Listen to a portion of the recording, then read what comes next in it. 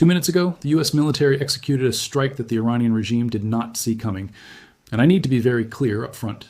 What happened at that coastal location was not a random patrol, not a warning shot, not a show of force. This was a deliberate, coordinated precision military action targeting one of the most carefully concealed and strategically valuable hideouts the IRGC has ever built along Iran's coastline. And when you understand what was inside that location, you are going to understand exactly why the Pentagon made the call it made. My name is Ryan, former F-15E Strike Eagle combat pilot, former F-16 Thunderbird, and I currently fly the Boeing 737 and Airbus A220 as a commercial airline captain. I've personally planned and flown strike packages against hardened, concealed targets in high-threat environments.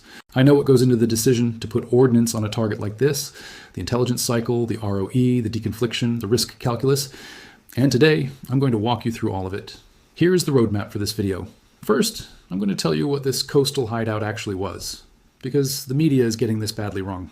Then I'm going to break down exactly what the US military used to hit it, and why those specific platforms were chosen. And finally, I'm going to give you my honest pilot's eye view assessment of what this means strategically, not just for Iran, but for every adversary watching this from Beijing to Moscow. Before I get into the strike itself, I need to give you the context layer, because this doesn't happen in a vacuum.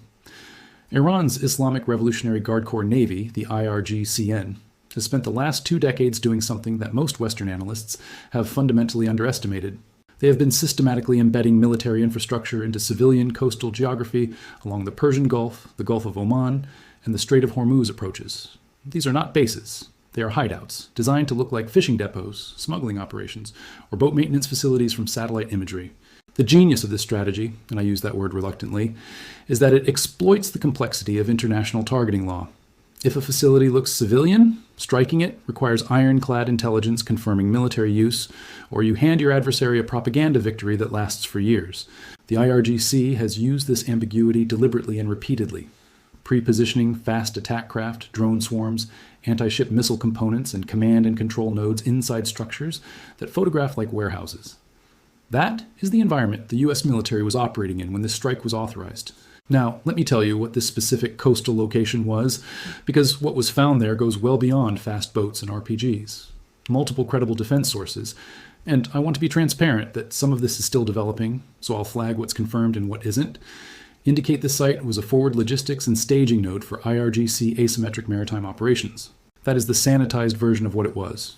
The real version is that it was a hub for coordinating unmanned surface vessel attacks, drone relay operations, and what sources are describing as an electronic warfare support element embedded within a commercial fishing infrastructure.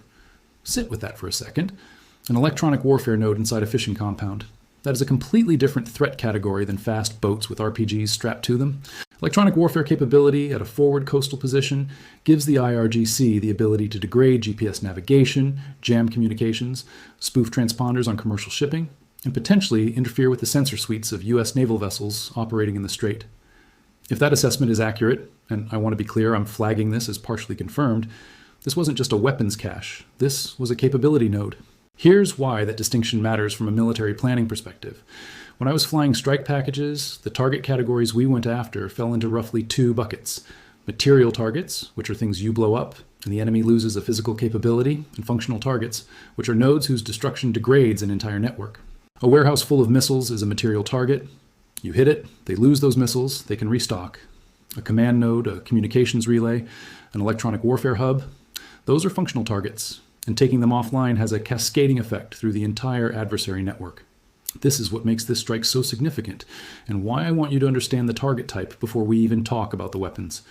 The US military didn't just blow up some boats in a cove. If the intelligence assessment is correct, they degraded a functional capability that the IRGC has spent years quietly building and hiding inside civilian infrastructure. That is a qualitatively different kind of strike, one that requires a qualitatively different level of planning, intelligence, and authorization. Now let's get into what the US military actually brought to this fight. And here, I do need to be fair and balanced. Some of the specific platform details are still filtering through official and unofficial channels, and I'll distinguish what's confirmed from what's reported.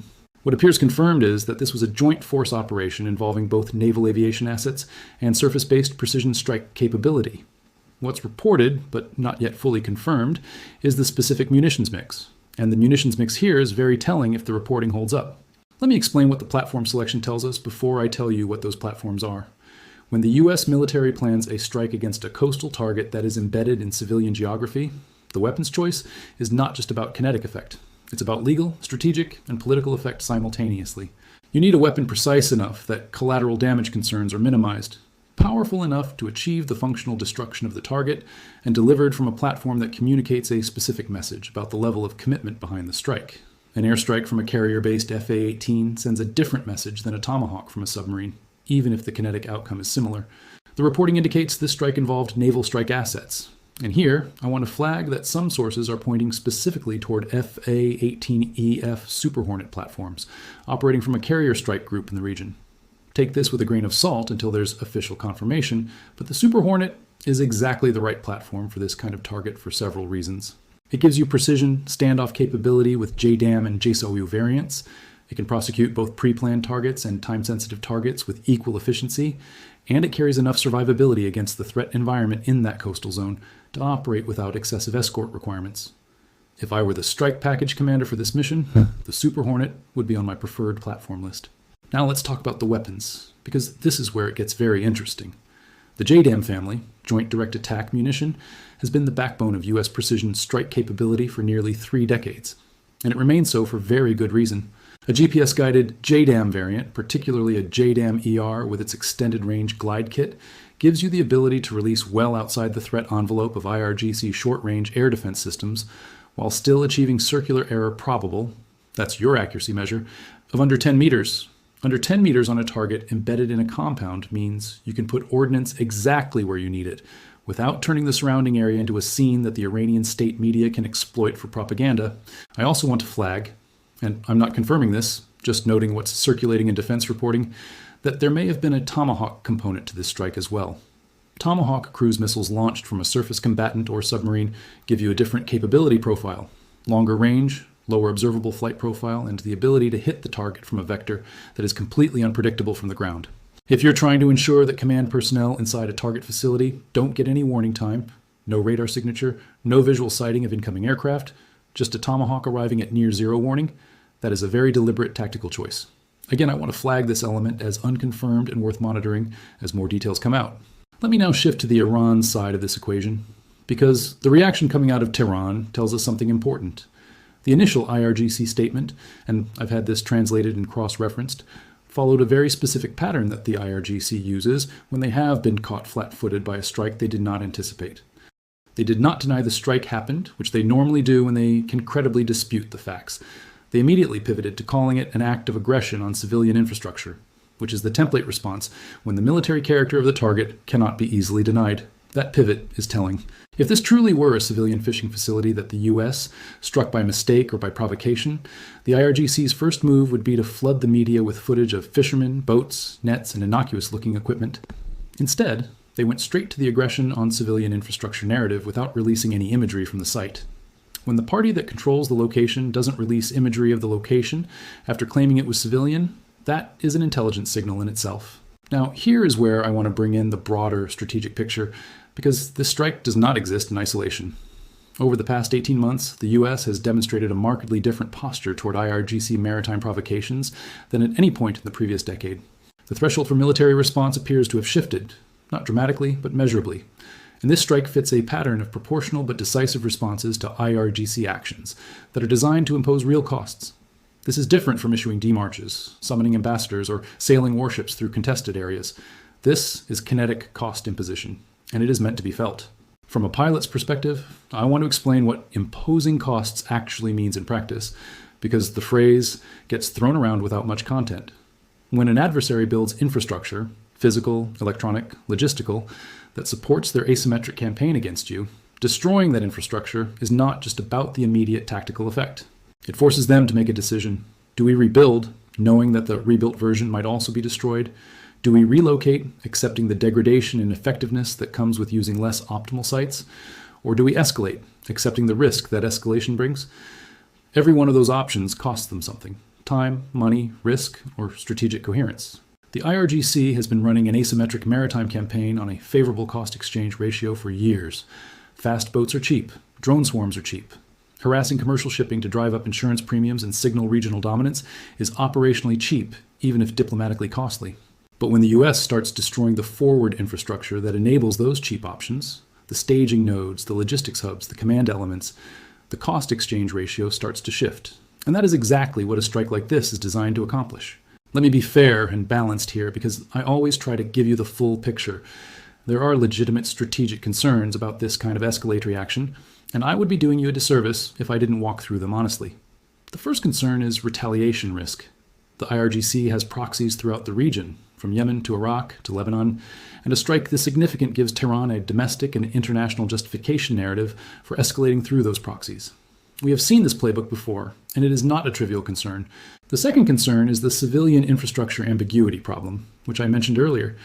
Even if this target was militarily valid, and the intelligence picture suggests it was, the IRGC will use the civilian facility framing to build a narrative with regional audiences.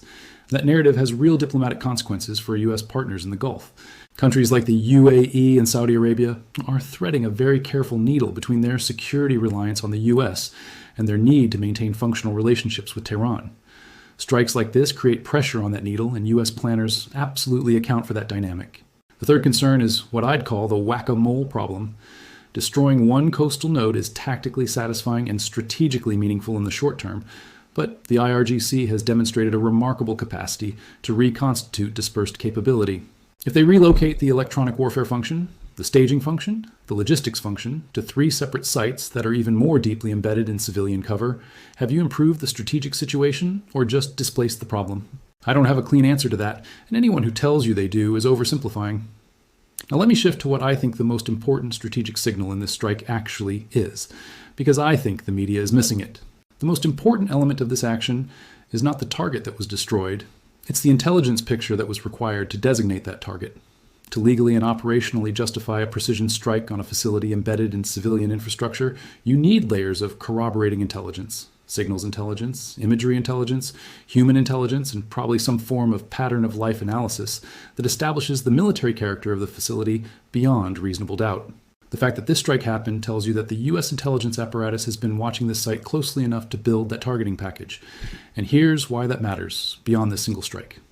If the U.S. has the intelligence infrastructure in place to build targeting packages on IRGC coastal hideouts that are deliberately disguised as civilian facilities, that capability doesn't disappear after the first strike. It means there is a library of potential targets that can be designated, validated, and struck on a timeline of the U.S.'s choosing, not Iran's. That is a form of persistent deterrence that operates in the background of every IRGC maritime operation, and the IRGC leadership knows it. From my experience as a strike pilot, I can tell you that knowing your adversary has you under persistent intelligence, surveillance changes how you operate. You can't stage assets openly. You can't run rehearsal operations in ways that create observable patterns. You can't communicate through channels that you know are compromised. That intelligence pressure, even without kinetic strikes, degrades operational effectiveness.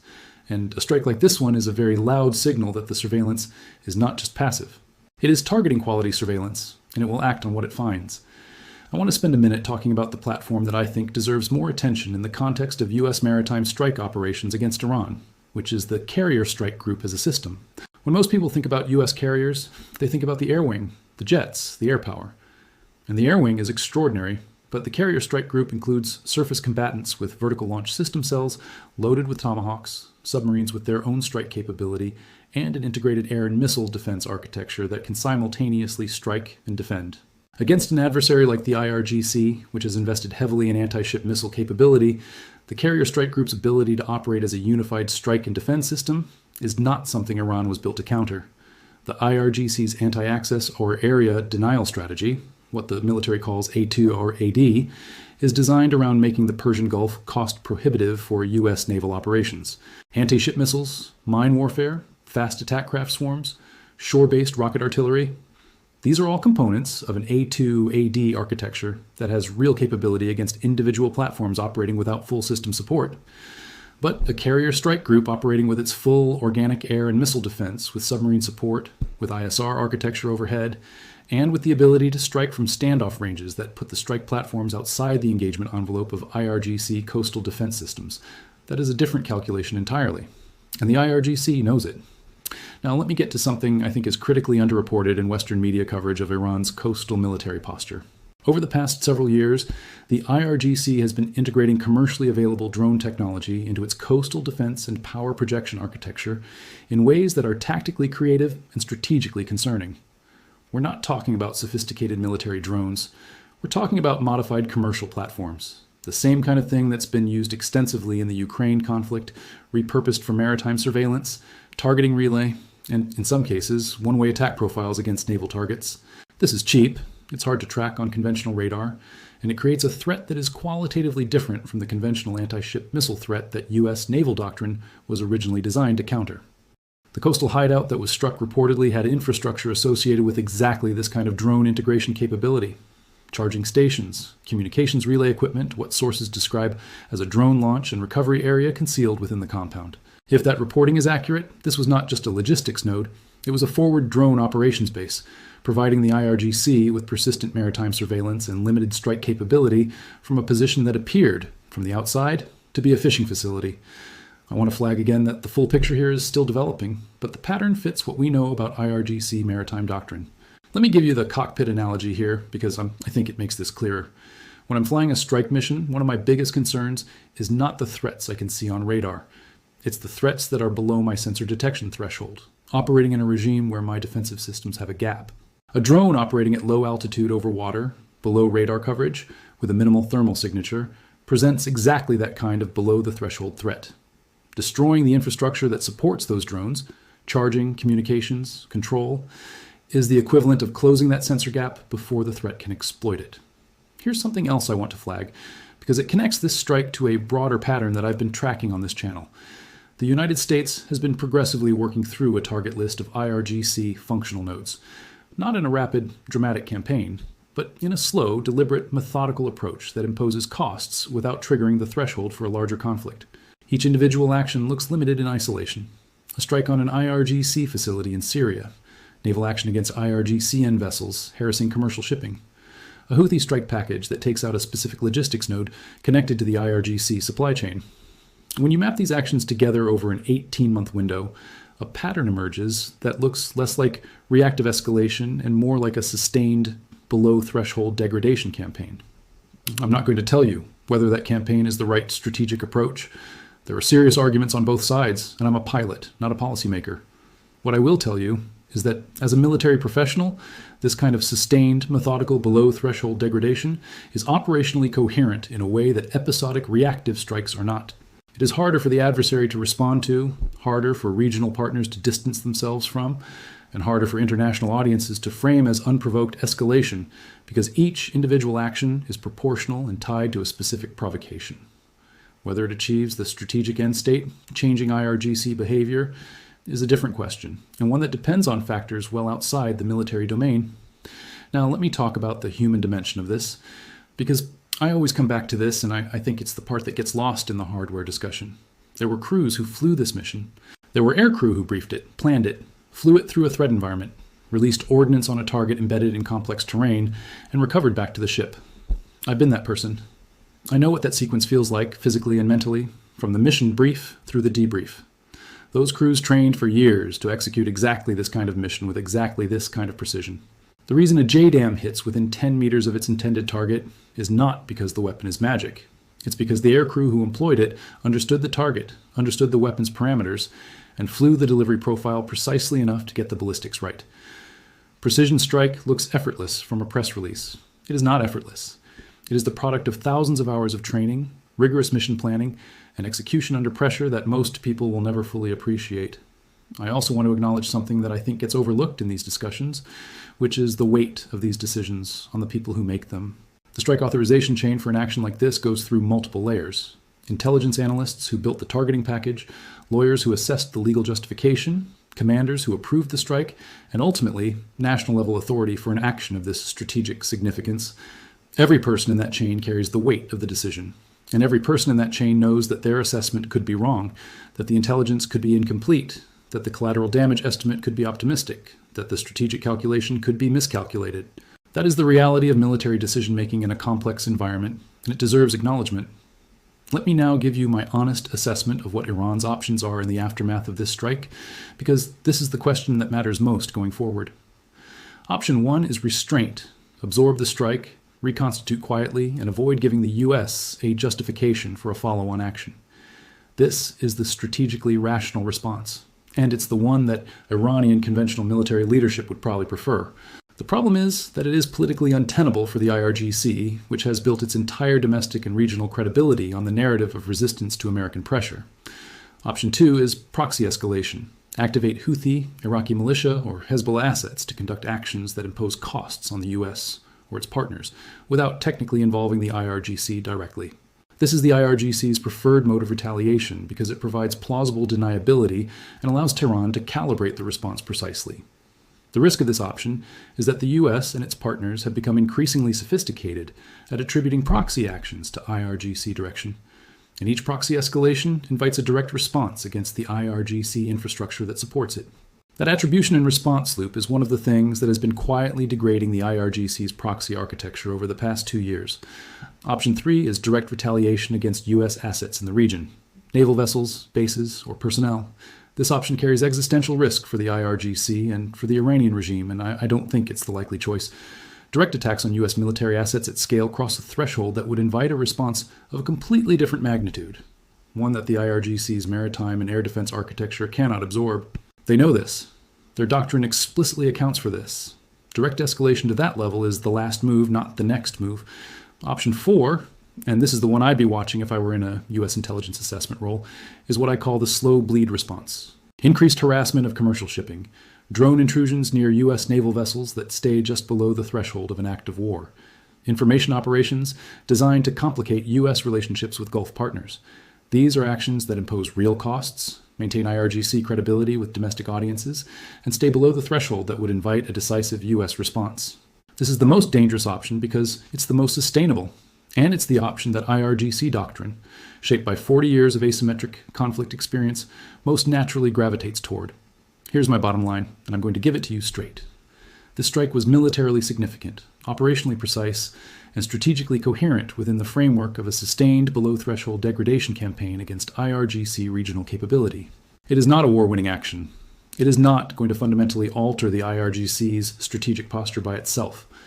What it does is impose a real and specific cost on a functional capability that the IRGC has spent years quietly building, and it sends a very clear signal about the quality of U.S. intelligence coverage of exactly the kind of disguised military infrastructure the IRGC has been relying on. The strategic message embedded in the precision of this strike is arguably more important than the kinetic effect. When you destroy a target that was designed to be invisible, you are telling your adversary that their concealment strategy has failed, not at this location, but as a concept. Every IRGC facility that is currently operating under civilian cover now has to account for the possibility that it is on a targeting list that can be acted on at any time. That uncertainty is a form of deterrence that operates continuously, even when there are no active strikes underway. I want to close with the broader picture, because I think there's a framing issue in how most media is covering U.S.-Iran military interactions. Most coverage frames these events as escalation-de-escalation cycles. The U.S. does something, Iran responds, both sides pull back. What I think is actually happening is a long, slow, sustained campaign to degrade IRGC capability and test Iranian escalation thresholds, conducted at a tempo and intensity that is designed to stay below the threshold for an overt conflict while achieving meaningful strategic effects over time. Whether that campaign achieves its strategic objectives, and whether those objectives are the right ones, is a question for policymakers and strategists. My job is to explain what's happening militarily, and militarily, this strike fits a coherent and deliberate pattern. The bottom line on what you're watching is this. The U.S. military is not reacting to Iran. It is operating against Iran, methodically, deliberately, with targeting quality intelligence and precision tools in a manner that imposes real costs without crossing into open conflict. That is a strategically sophisticated posture, and it is one that the IRGC, for all its asymmetric creativity, has not yet found an effective counter to. What happens next will tell us a lot about whether they ever do.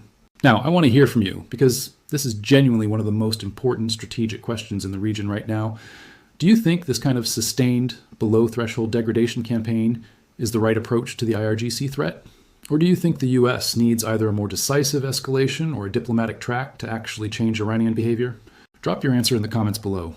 I read everything, and I want to know what you think. And if you found this breakdown useful, subscribe and hit the bell, because we are going to keep covering this story as it develops, and there is a lot more coming.